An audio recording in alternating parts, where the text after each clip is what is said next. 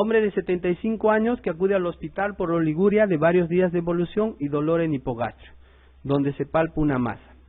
En el examen de sangre,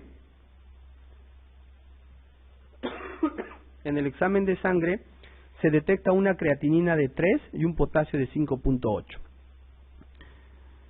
¿Qué maniobra de entre las siguientes considera la más recomendable en este caso? A ver, ¿lo dializarían ustedes o llamarían al nefrólogo para que lo dialice? ¿Qué dicen? Ustedes están en una emergencia solos. 75 años que acude al hospital por oliguria de varios días de evolución y dolor en hipogastrio, donde se palpa una masa. En el examen de sangre se detecta creatinina elevada de 3 y un potasio de 5.8, ya está haciendo hipercalemia. ¿Qué maniobra de entre las siguientes considera la más recomendable en este caso? Diálisis, sondaje urinario, urografía intravenosa, taja abdominal o cistoscopía. ¿Lo dializan? ¿No? ¿Por qué? Tiene hipercalemia, está con su creatinina elevada. Aquí hay un dato importantísimo. O sea, ¿está con injuria renal aguda o no? ¿Está con injuria renal aguda o no? Dice varios días. No dice cuántos, entonces lo consideramos como injuria renal aguda, porque para que sea crónica debe pasar de 3 meses, ¿no es cierto? Ya, está con injuria renal aguda. Muy bien. ¿Puedo saber si es prerrenal, renal o posrenal? No, ¿no es cierto? Porque no tengo el sodio urinario, no tengo fracción excretada de sodio, ni me dice que está chocado, ¿no es cierto? Muy bien. ¿Qué otra cosa más importante aquí hay? ¿Qué? Una masa abdominal. Una masa y dolor a nivel de hipogastrio. Significa que este paciente no está orinando, además, y hay una masa. Lo primero que tienen que hacer es sondear a ese paciente. ¿Ya? Entonces, ese es uno de los procedimientos iniciales que se hace en un paciente postrenal. Está haciendo una falla renal aguda tipo postrenal. Y otra cosa para que ustedes se den cuenta. Los pacientes que hacen injuria renal aguda, que sea de tipo prerrenal o necrosis tubular aguda, generalmente no hacen hipercalemia. Los que tienen obstrucción, los que hacen postrenales, generalmente estos pacientes son los que hacen hipercalemia. ¿Ah? Entonces este es otro dato más. ¿Ah? Entonces lo primero que harían, sondearlo, ¿no es cierto? A ver, otro casito. Paciente de 70 años de edad, que tras detectársele cifras elevadas de tensión arterial comienza a tratarse con inhibidores de la enzima convertidora de angiotensina. ¿A qué nivel actúa? ¿Arteriola, aferente o eferente? Eferente, no se olviden, IECAS, eferente. A los pocos días presenta injuria renal aguda. ¿Qué diagnóstico de entre los siguientes es el más probable? ¿Habrá hecho una insuficiencia renal postrenal? No tenemos ningún dato, ¿no es cierto? ¿Necrosis tubular aguda? No, porque le hemos dado IECAS. ¿No? Entonces, ¿se acuerdan que yo les dije al principio? Entonces, injuria renal aguda, elevación rápida de los productos nitrogenados, potencialmente reversible y que debe haber un factor causante. En este paciente el factor ¿cuál es? El consumo de IECAS. ¿Necrosis tubular aguda? No. ¿Estenosis bilateral de las arterias renales? ¿Síndrome nefrótico? No me dicen nada de síndrome nefrótico, no me dicen nada de proteinuria, ¿no es cierto? Generalmente los IECAS doy por síndrome nefrótico, pero acá no le estoy dando solamente por la presión arterial. ¿Cuál es? Estenosis bilateral de las arterias renales.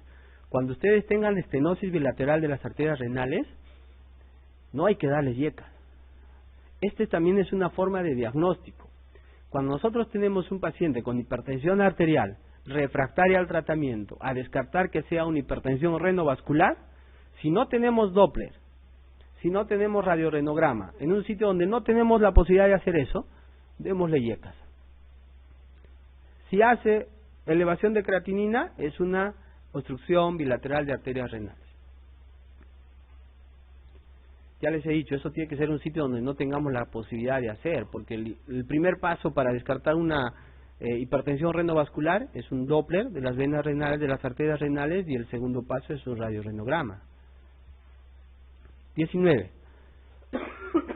Los familiares traen a urgencias a un hombre de 80 años hipertenso, conocido por un cuadro diarreico coleriforme de 3 días de evolución. Ah, ya. Por ahí me estoy diciendo que se está deshidratando, ¿no es cierto? El enfermo está obnubilado, deshidratado y oligúrico. Muy bien, falla renal aguda. La tensión arterial está en 80, la sistólica. La urea en sangre 450.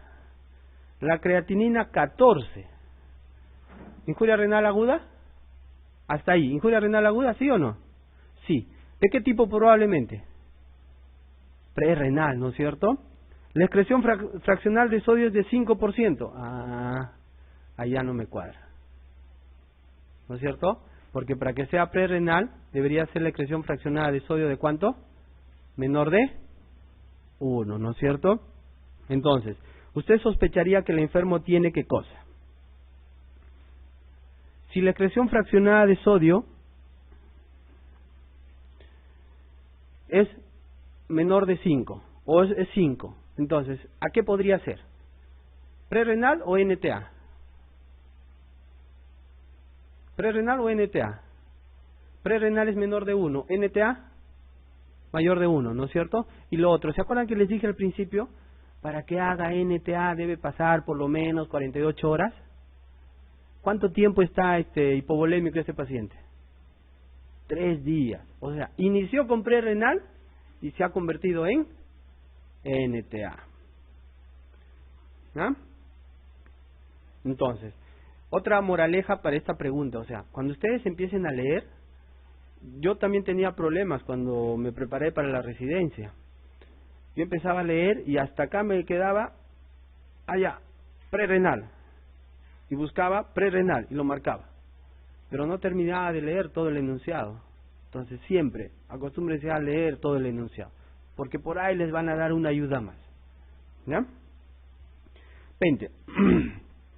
¿Cuál de las siguientes situaciones no es una indicación de diálisis en un paciente con insuficiencia renal aguda? Pacientes con síntomas urémicos, ¿lo dializo? Sí. Ya hemos dicho que la azoemia es diferente de uremia, ¿no es cierto? ¿La azoemia qué era?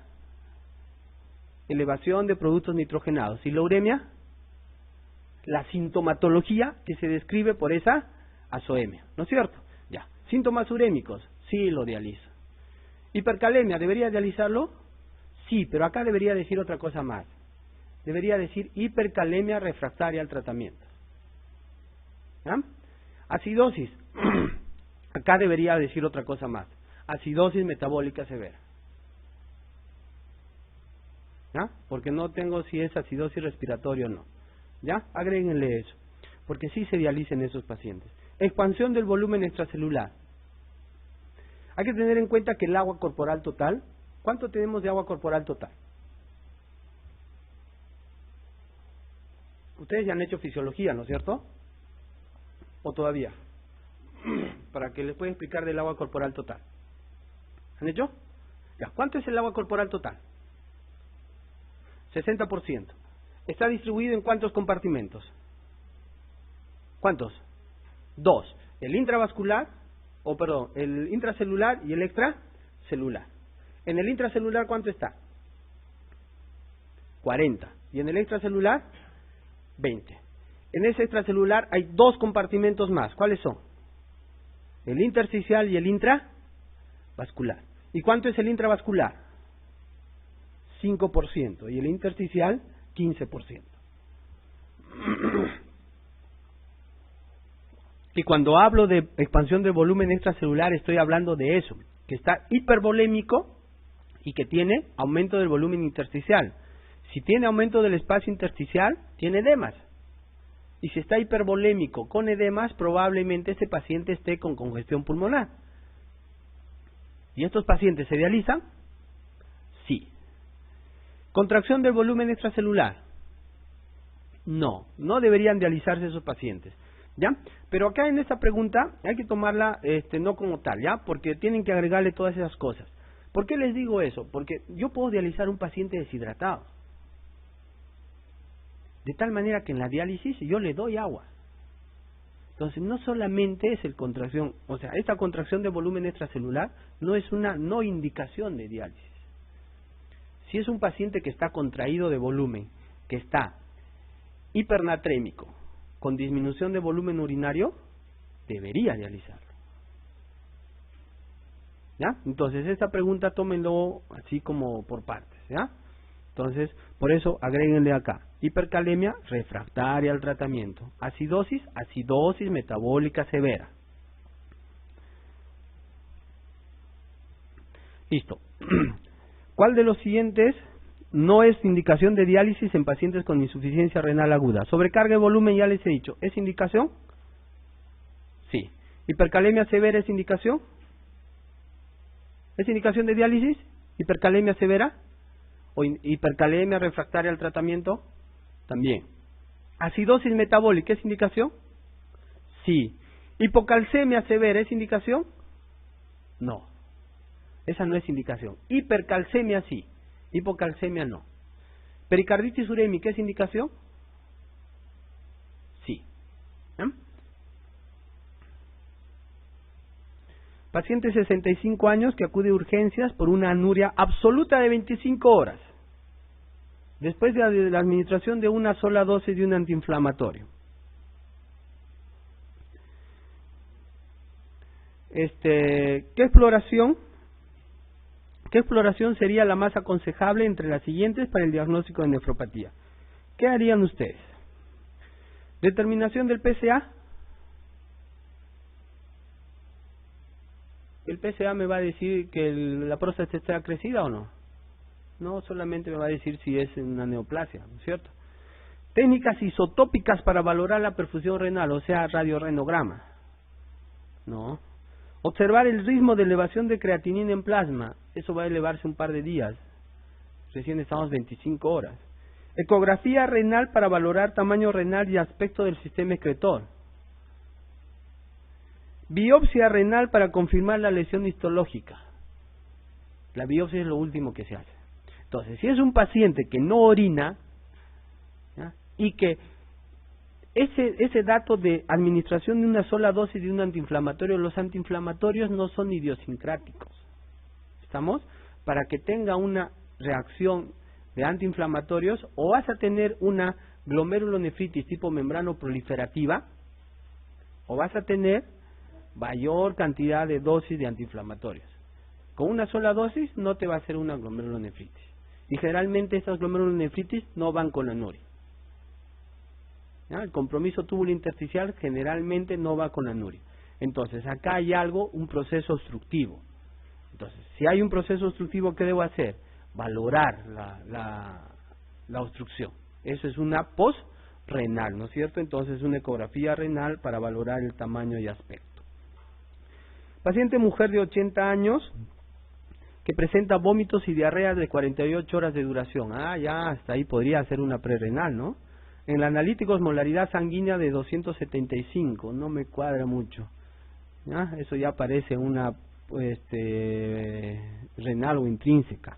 Creatinina 5.5 con sodio de 140. Osmolaridad urinaria 750. Nos confundimos acá, yo me confundí. Osmolaridad sanguínea 275, está bien. Osmolaridad urinaria 750, parece una pre-renal, ¿no es cierto? Fracción excretada de sodio de 0.2, ya, ¿para qué más? ¿Qué es? Es una pre-renal. ¿Cuál de todas es? La E, ¿no es cierto? ¿No? Esa debería ser la E, insuficiencia renal aguda pre-renal.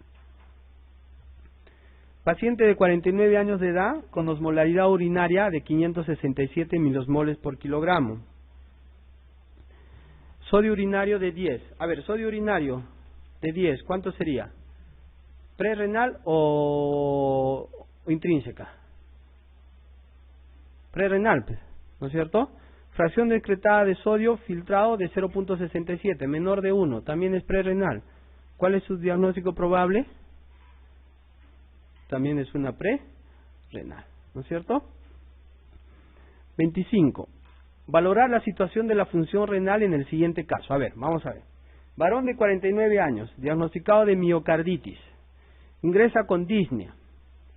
Debe tener algún proceso ventilatorio o debe estar congestionado. Objetivándose una situación de insuficiencia cardíaca extrema. La tensión arterial era 70/40. Está chocado. Entonces la perfusión debe estar disminuida, ¿no es cierto? Muy bien. La diuresis en las primeras 24 horas fue de 400. Está con oligoanuria. Está hipoperfundido y está con oligoanuria. Me parece más que podría ser una prerrenal, ¿no es cierto? De cualquier tipo. En este caso podría ser por una disminución de gasto cardíaco. El sedimento era normal. La concentración urinaria de sodio es de 8. ¿Me ayuda para prerrenal? ¿Sí o no? Sodio urinario en una prerrenal menor de 20, ¿no es cierto? Aquí está en 8.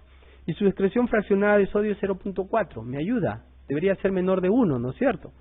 La urea en sangre era de 90 y la creatinina en 2.6. No me hago problemas con esos valores. ¿Función renal normal? No, pues nunca.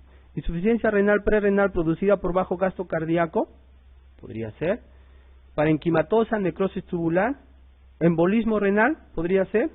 Generalmente los embolismos producen proteinurias, ¿ya? Entonces, insuficiencia renal prerrenal. ¿Cuándo van a encontrar necrosis cortical? A ver, cuando en alguna patología les digan que ha sangrado abundantemente, eso es necrosis cortical. ¿Ya? Entonces, por ejemplo, si les dan un caso clínico donde dice una gestante que en el momento del parto ha presentado una hemorragia profusa y después de eso ha tenido disminución del flujo urinario, elevación de la creatinina. Generalmente esos pacientes son necrosis corticales. Al principio hacen NTA y después se considera ya necrosis cortical. En el estudio inicial de un paciente con insuficiencia renal, ¿qué prueba complementaria resulta más útil para diferenciar si es agudo o crónico? A ver, ¿cuál le hacen? ¿El hemograma me ayuda para ver si es agudo o crónico? ¿El hemograma me ayuda para saber si es agudo o crónico? Yo les diría que sí. ¿Por qué? En un paciente con enfermedad renal crónica, que vamos a ver dentro de poco, son pacientes que hacen anemia, dependiendo del estadio, ¿no? Pero hay un pequeño porcentaje que no te van a hacer anemia. Entonces, hemograma en sí, yo lo tendría ahí a la prueba ahí. ¿Ya? Electromiograma, ¿me va a diferenciar? No. Radiología ósea. Sedimento urinario. Podría ayudarme un poco, dependiendo del origen de la enfermedad renal. Ecografía renal. Sí, ese es uno de los goles estándar. Entonces, para diferenciar enfermedad renal aguda injuria renal aguda de enfermedad renal crónica, ecografía renal. Bueno, vamos a entrar a los cilindros urinarios. ¿Se acuerdan que hablamos de un poco de cilindros urinarios? Son estructuras que se van a formar en los túbulos. Pueden formarse por precipitación o gelificación de las mucoproteínas o las proteínas de Tan-Horsford y por agrupamiento a nivel de esas por células y que van a tener una matriz proteica. Generalmente se da en pacientes o con algunos factores que van a condicionar esta formación, como el caso de éstasis urinaria, la acidez incrementada, la elevada concentración de solutos y la presencia de algunos constituyentes anormales iónicos o proteicos. Existen varios casos de cilindros urinarios, pero para que se acuerden bien, lo siguiente: cilindros serios, crónicos, de frente, ¿ya? Cilindros serios, de frente, crónicos. Y cilindros hemáticos, lesión glomerular.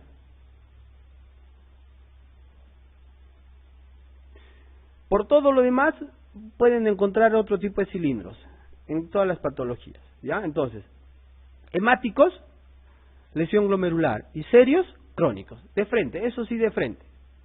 No tengan temor para relacionar eso. 27. ¿De cuál de los siguientes cuadros es característica la aparición de cilindros hemáticos?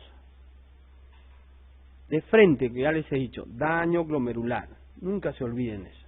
Hemáticos, glomerular, serios, crónico. Ya eso sí, acuérdense de memoria eso. Otra vez se repitió la pregunta. ¿Ya? Entonces, ahora vamos a ver insuficiencia renal crónica.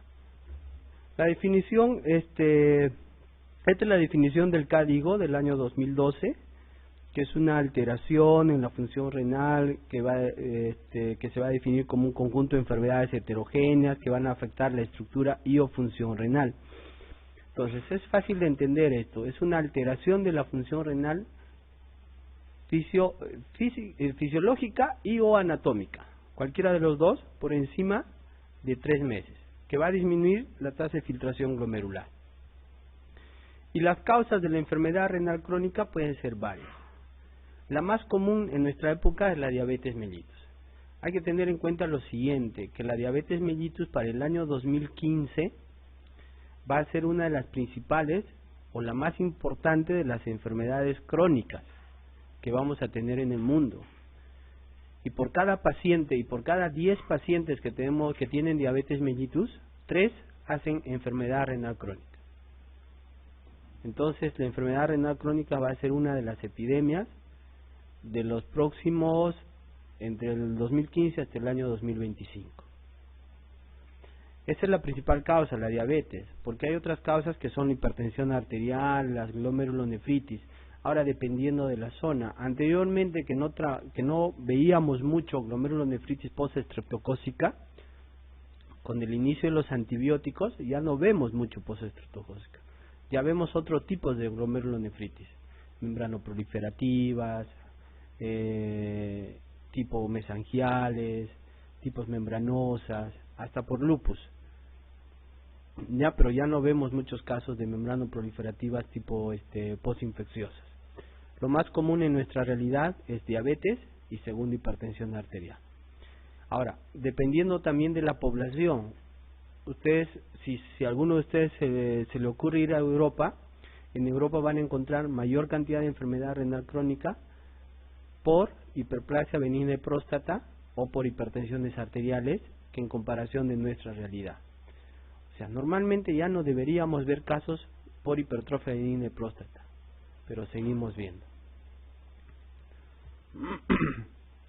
Existen 2 formas de estimar la tasa de filtración glomerular, es según la fórmula de Cockcroft y según la fórmula del MDRD. Existen, miren estas 2 gráficas que les presento del New England, en que la relación es la misma. O sea, por más que utilicen una fórmula de Cockcroft o utilicen la fórmula de MDRD, igual me está dando la fórmula de correlación con la tasa de filtración glomerular. Con estas 2 fórmulas estimo la tasa de filtración. ¿Ya? Entonces, ¿que me va a dar la tasa de filtración? Sí. En uno de los casos se va a sobreestimar, como en el caso de la MDRD, y en uno de los casos se va a subestimar, como en el caso de la Cockcroft-Figure. ¿Cuál es mejor? Cuando tiene una tasa de filtración glomerular menor de 60, es mejor la MDRD de 6 parámetros. ¿Y cuál es la clasificación de la enfermedad renal crónica? Esta es la clasificación que tenemos, los 5 estadios. Uno es con una tasa de filtración glomerular menor de 90, estadio 2 con una tasa de filtración glomerular de 60-89, el estadio 3 de 30-59. Si ustedes entran en alguna literatura mucho más complicada, les van a dar hasta que en el estadio 3 se va a diferenciar en estadio 3A y 3B, que yo no le veo razón de diferenciar. ¿Ya? ¿Y qué otra cosa más la diferencia? Le colocan estadio 0. Entonces ahí no se complican las cosas. Con tal que conozcan estos 5 estadios, es importante. ¿Y cuáles son las manifestaciones clínicas que puede tener un paciente con enfermedad renal crónica? Son todas estas. Desde encefalopatías urémicas, polineuropatías periféricas, neuropatías autonómicas, podemos ver hasta prurito, dolores óseos, dolores musculares. Y lo que le comentaba a uno de sus compañeros, el principal síntoma o el primer inicio de los síntomas es la hiporexia. Entonces, un paciente, es muy difícil evaluar un paciente con enfermedad renal crónica, estadio 2 o estadio 3, es muy difícil de evaluar. ¿Por qué? Porque esos pacientes son, en la mayoría de casos, asintomáticos. El principal síntoma que aparece es la hiporexia. Entonces, Un paciente que tiene ya un compromiso renal, que ustedes lo ven en el hospital, que está con estadio 4 y quieren saber desde cuándo tenía enfermedad renal crónica ya un estadio 3 o un estadio 2 avanzado, pregúntenle desde cuándo no come. Y van a ver cómo va a ser la evolución de esta enfermedad renal. Lamentablemente todas estas sintomatologías nosotros la vemos, pero la vemos en la parte final de la enfermedad renal crónica. Otra cosa que quiero decirles es que también se ve pericarditis urémica. Lo último de la literatura de pericarditis urémica en el extranjero es del año 98. Pero en el Perú todavía vemos pericarditis urémica. Entonces no deberíamos ver, o sea, no debería llegar un paciente de esa forma. ¿Por qué les digo eso? Porque ustedes van a tener diferentes especialidades. Y siempre van a poder ver un paciente con enfermedad renal crónica a estadios iniciales. Lo que pasa es que nadie los comienza a manejar o lo envían a un nefrólogo. Normalmente debería ser enviado a un nefrólogo y evaluado por un nefrólogo a partir del estadio 3 o 2. Pero ocurre que nos llegan a estadio 5, entonces con todas estas complicaciones. Entonces, desde ahora tienen que ustedes, al hacer cualquier otra especialidad, siempre por ahí van a tener un paciente con enfermedad renal y tienen que saber cuándo empezar a derivarlo a un especialista, ¿ya? En el caso de una enfermedad renal crónica. Como les decía, es una alteración estructural y o funcional por espacio de más de 3 meses. Quiero que diferencien dos cosas: enfermedad renal crónica y insuficiencia renal crónica. Enfermedad es cuando esa es la alteración estructural y o funcional. ¿Ya? Cuando esa enfermedad conlleva a la disminución de la tasa de filtración menor de 60, ya esa es insuficiencia renal crónica. ¿Me entienden? Les voy a dar un ejemplo. Tengo un paciente con una nefropatía lúpica, con lupus, que tiene una creatinina en 0.6 y tiene una proteinuria en 8, digamos. ¿Ese paciente tiene enfermedad renal crónica o insuficiencia renal crónica?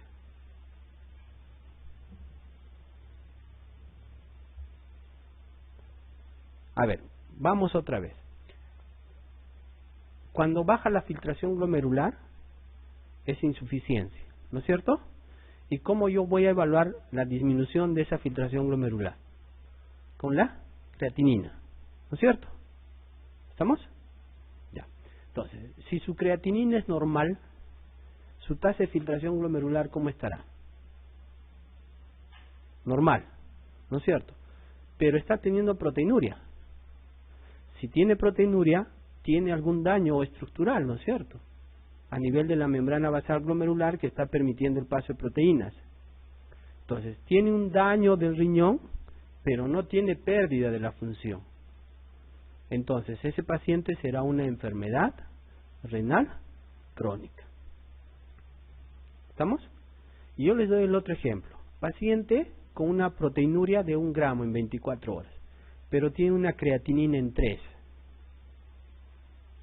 o en 4, digamos. Con creatinina en 4, ¿ha disminuido su tasa de filtración glomerular? Sí. ¿Estará menos de 60? Sí. Si ustedes salgan la fórmula de Cockcroft, está menos de 60. Entonces, si su tasa de filtración glomerular está en menos de 60, ¿será enfermedad renal crónica o insuficiencia renal crónica? Insuficiencia.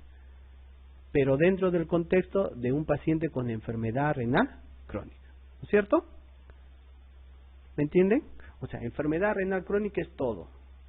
Y cuando de ese todo hay un grupo que disminuye su filtración glomerular, son insuficientes renales crónicos. ¿Me entienden? ¿Ya? Entonces son dos términos diferentes.